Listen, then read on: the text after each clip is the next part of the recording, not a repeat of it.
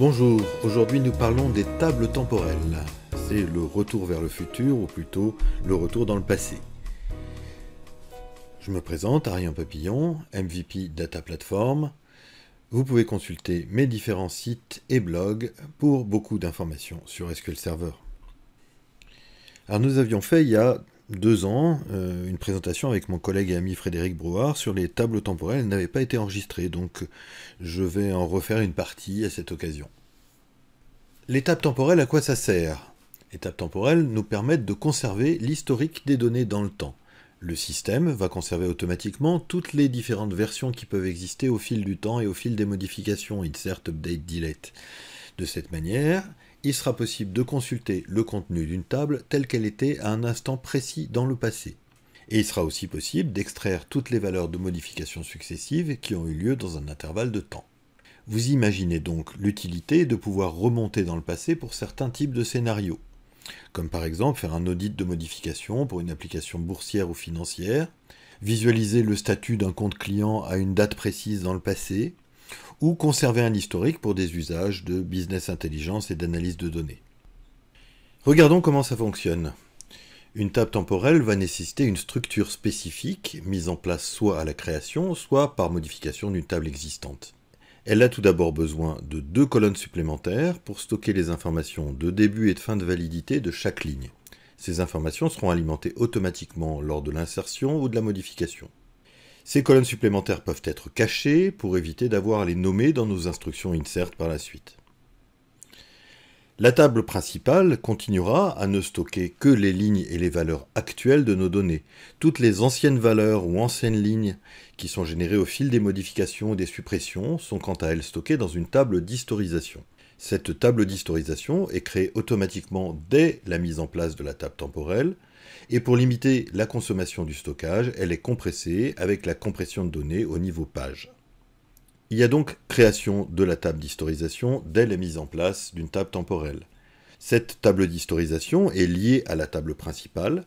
Elle porte un nom par défaut qui est MS-SQL souligné Temporal History for souligné suivi de l'ID numérique de la table principale. Elle est en lecture seule. Ces données sont compressées avec de la compression niveau page. Elle ne possède pas de contraintes. Et elle possède dès le départ un index cluster sur les colonnes de fin et de début de validité. Ce dernier peut être transformé en index colon store si vous le souhaitez. Vous pouvez également ajouter des index supplémentaires. Citons dès maintenant les quelques limitations qui existent, qui ne sont pas forcément bloquantes. Une table temporelle a forcément une clé primaire. Vous n'avez pas le droit de faire du file stream ou du file table. Vous n'avez pas le droit d'utiliser l'instruction truncate table quand l'historisation est activée. Vous n'avez pas droit aux contraintes foreign key avec l'option cascade, pas de trigger instead of, pas de réplication de fusion, quelques limitations aussi sur le nombre d'abonnés ou le nombre d'éditeurs pour les autres types de réplication, et l'utilisation d'un serveur lié n'est pas possible pour faire une interrogation temporelle. Regardons les particularités de la création d'une table temporelle. Tout d'abord, ma table a une clé primaire, c'est obligatoire. Nous voyons aussi l'ajout des 2 colonnes qui sont de type datetime2. Elle comporte une clause particulière, generated always at row start ou at row end pour la seconde, ainsi que l'option facultative hidden qui permet de les rendre cachés. Et vous trouvez aussi une clause particulière period for system time qui désigne ces 2 colonnes pour contenir les périodes de validité. L'historisation, quant à elle, est activée avec l'option System Versioning égale On, ainsi que la table d'historique, auquel, dans cet exemple, on donne un nom personnalisé. Il est bien entendu possible de rendre temporelle une table existante avec un alter table. On ajoute d'abord les colonnes supplémentaires avec leur clause, puis avec un second alter table, on active le versionning et la table d'historique. L'alter table set system versioning égale On peut être également utilisé pour désactiver l'historisation avec un set system versioning égale off. Cela peut être une opération temporaire, car on peut la réactiver par la suite, ou définitive. La table principale ou la table d'historique ne peuvent pas être supprimées tant que l'historisation est active. Regardons comment se passe l'historisation. Lors d'une insertion, d'une suppression ou d'une mise à jour, insert, update, delete, merge ou bulk insert, l'opération est réalisée dans la table principale. S'il s'agit d'une suppression ou d'une mise à jour, l'ancienne valeur de la ligne est transférée sous la forme d'une nouvelle ligne dans la table d'historique. Pour une insertion, les périodes de validité sont renseignées automatiquement dans la table principale avec pour le début la date système en temps UTC et pour la fin le 31 décembre 9999, ce qui devrait nous laisser pas mal de temps.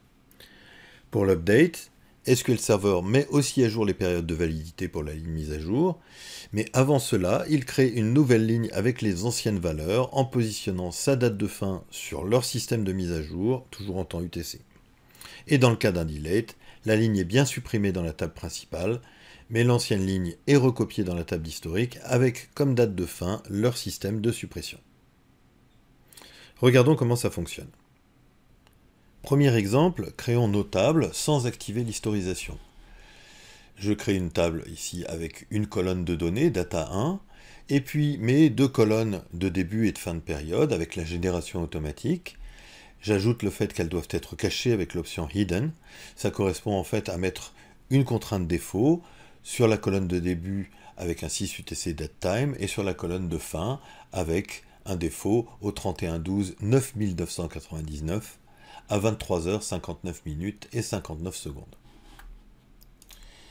Je peux aussi créer la même table sans cacher mes colonnes. Ça aura directement un impact sur la manière dont j'insère ou je sélecte avec cette table-là. Exemple, j'insère sans spécifier les colonnes. Dans la première table, ça fonctionne. Dans la deuxième table, il faut que je fournisse explicitement les valeurs pour les colonnes. Et donc, je vais fournir les valeurs par défaut. Si je regarde ce qui s'est passé dans ma première table, quand je fais un select, bien entendu, je ne vois pas les colonnes cachées. Si je veux les voir, il faut que je les nomme explicitement. Je vois bien que ma date de début de validité est la date et l'heure de l'insertion, ma date de fin au 31/12/1999. Bien sûr, si je fais un select étoile avec ma deuxième table où les colonnes ne sont pas cachées, j'ai pas de problème pour voir directement le contenu de ces deux colonnes. Regardons ce qui se passe maintenant si je fais un update sur ma table 2, avec une petite attente après mon select pour voir qu'est-ce qui s'est passé au niveau de mes dates de début et de fin de période. Exécutons la requête. Premier select, deuxième select. Dans la première valeur, je vois bien effectivement une date de début et une date de fin au 31/12. Pour mon deuxième select, je vois que la date de début a changé d'une minute, dans la mesure où j'ai fait mon update une minute après. Nous allons maintenant créer nos tables en activant l'historique, donc nous ajoutons l'option With System Versioning On. Premier essai. Et évidemment, ça ne fonctionne pas, puisque je vous rappelle qu'une clé primaire est obligatoire pour créer une table temporelle avec historisation. Donc nous réessayons en rajoutant une colonne ID Identity Primary Key. Et là, aucun problème, notre table Tempo 3 est créée. Sinon, regardons comment ça se passe dans l'explorateur d'objets. Nous voyons que notre table Tempo 3 a un logo particulier et que nous trouvons la table d'historique avec son nom un peu cryptique juste en dessous, lié à notre table principale. Il est possible de choisir, bien entendu, le nom de la table d'historique. Nous allons essayer de le faire. Il y a juste une petite contrainte, c'est que si je nomme la table d'historique dans la syntaxe, j'ai une obligation de donner le nom du schéma. Donc je peux le faire à condition que j'indique dans quel schéma se situe ma table. Je fais la correction et là ça fonctionne. Aucun problème aussi pour créer ma table d'historique dans un schéma particulier. Si je crée un schéma historique par exemple, je peux créer une table avec la table d'historique dans ce schéma. Il n'est pas possible de supprimer une table quand l'historisation est active. Pour cela, il faut que je désactive d'abord l'historisation, et là, je pourrais supprimer ma table. Il est également possible de réactiver cette historisation, ça pouvait être une opération temporaire. Avec un système versioning on, je réactive l'historisation, je la désactive, je la réactive, etc. Une fois désactivée, je peux supprimer ma table, Et je peux supprimer aussi ma table d'historique ou en garder l'une des deux active. Et si j'avais voulu garder cette table, j'aurais pu simplement nettoyer les colonnes de début et de fin de période pour rendre cette table non temporelle. Il est aussi parfaitement possible de déplacer notre table historique sur un autre groupe de fichiers, en particulier pour des raisons d'optimisation de stockage. Je vais donc créer une table Tempo6. La table d'historique est créée sur le groupe de fichiers par défaut, mais a posteriori, il est parfaitement possible de le déplacer simplement en recréant l'index cluster sur un autre groupe de fichiers. Le nom de l'index cluster est toujours le même, c'est le préfixe IX souligné avec le nom de la table d'historique. Donc voilà, ma table d'historique a été déplacée vers le groupe de fichiers histofg. Si je préfère mettre un index cluster colon-store sur cette table d'historique, ce qui aura l'avantage de la compression supérieure à une compression niveau page, je peux simplement remplacer cet index cluster par un cluster colon store exactement de la même manière. Parlons maintenant des requêtes temporelles. Elles se font avec la clause forSystemTime dans votre select, avec différentes options possibles. Lorsque vous faites une requête normale, seule la table principale est interrogée. Mais pour une requête temporelle avec une clause forSystemTime, le plan d'exécution fera aussi appel à la table d'historique. Les différentes options de la clause forSystemTime sont asOff avec une date fournie, qui vous renverra les lignes telles qu'elles étaient à cette date précise. Avec la syntaxe fromTo, qui comprend une borne de début et une borne de fin, vous obtiendrez toutes les différentes lignes qui existaient dans cet intervalle avec leurs différentes valeurs. La syntaxe between est juste un peu différente de la précédente, dans le sens où elle inclut aussi des lignes de valeur dont la date de début coïncide avec votre borne de fin. Et pour le contained in, les lignes renvoyées seront celles qui sont entièrement incluses dans l'intervalle entre vos bornes de début et vos bornes de fin. Et dernièrement, le forSystemTimeAll nous renverra l'ensemble de l'historique. Prenons un exemple. J'ai 3 équipes, les bleus, les rouges, les verts, et leur score évolue dans le temps. Ma première requête, faite avec un forSystemTimeAll, me renverra tout l'historique. Je verrai donc toutes les valeurs successibles, aussi bien pour les bleus, les rouges que pour les verts.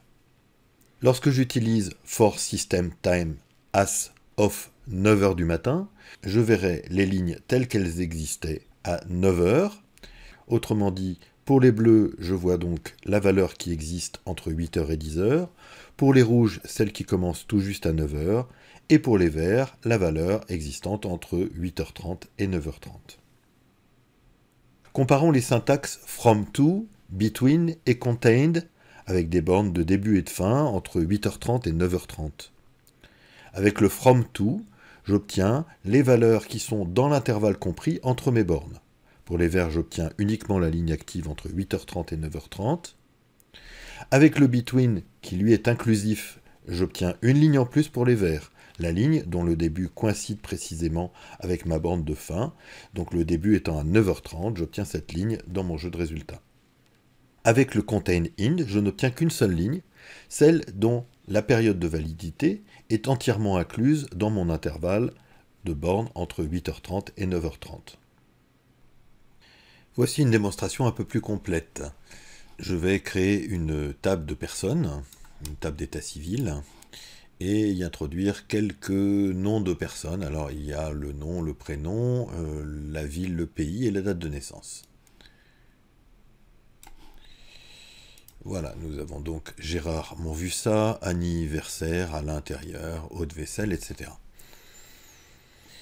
Je vais y ajouter un historique parce que j'ai des informations d'historique par ailleurs. Et donc je vais créer ma table d'historique. Pour l'instant, il ne s'agit pas d'une table temporelle. Donc je crée une table d'historique et puis je vais insérer des informations d'historique. Donc, qu'est-ce que j'ai comme information ?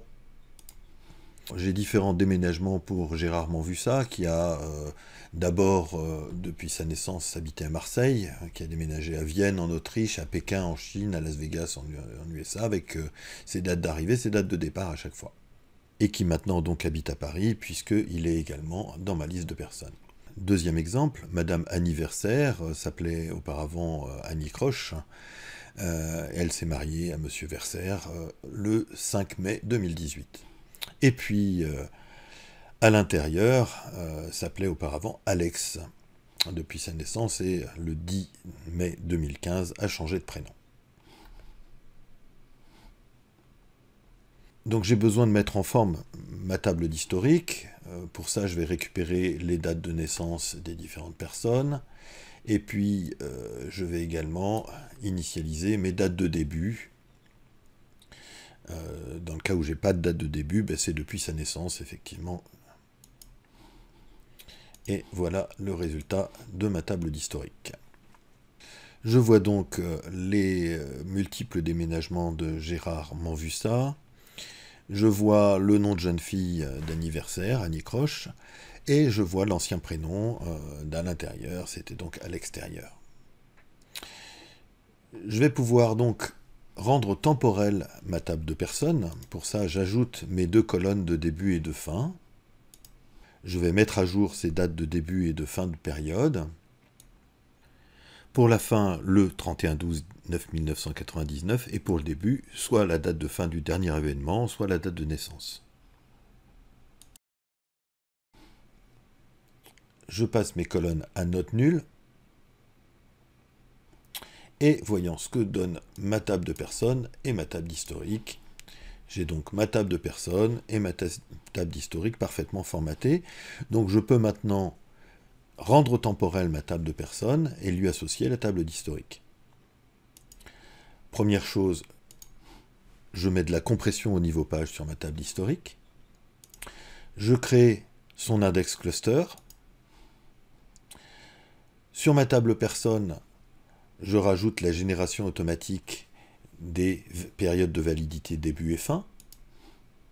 Et puis, j'accroche ma table d'historique existante à ma table personne en activant avec set system versioning on et en fournissant le nom de ma table.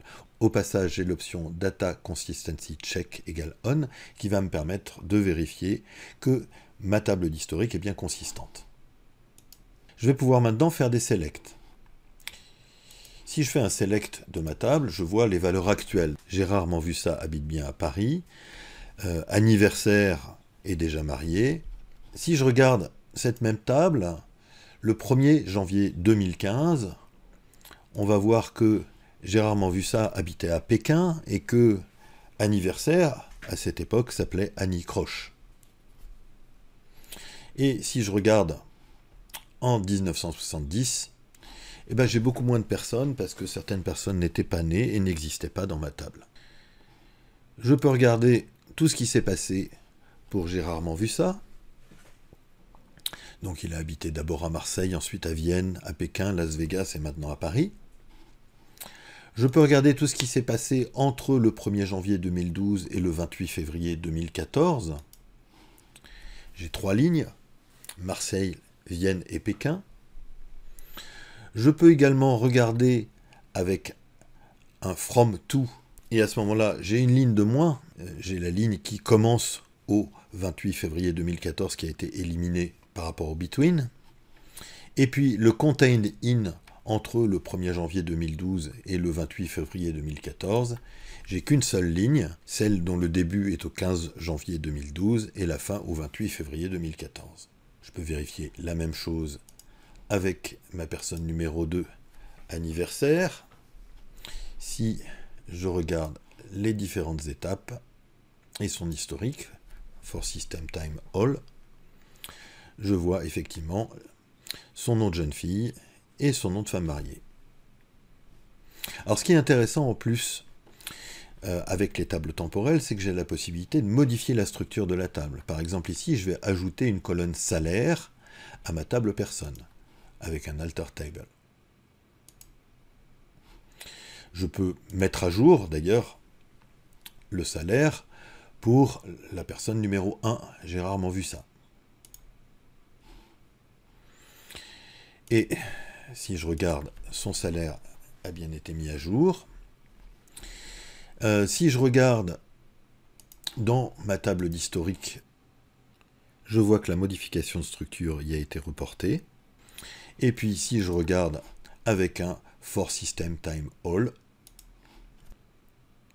je vois que seule la ligne actuelle a été modifiée et que c'est considéré comme une mise à jour historisée.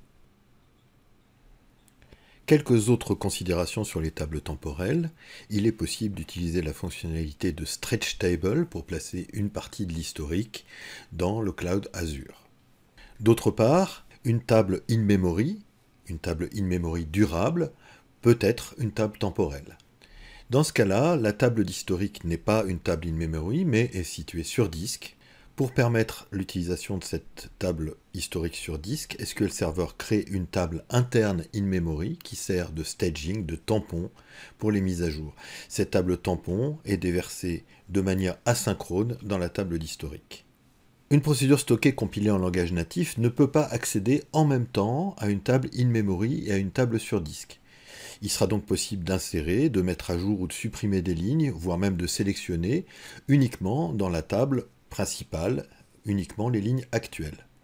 Une requête temporelle for system time, par contre, devra accéder à la table principale et à sa table d'historique sur disque. Elle ne pourra donc utiliser que le mode interop, pas de compilation native. On note d'ailleurs que dans ce cas, cette requête accédera de manière totalement transparente aux trois tables, la table principale in-memory, la table de staging in-memory et la table d'historique sur disque.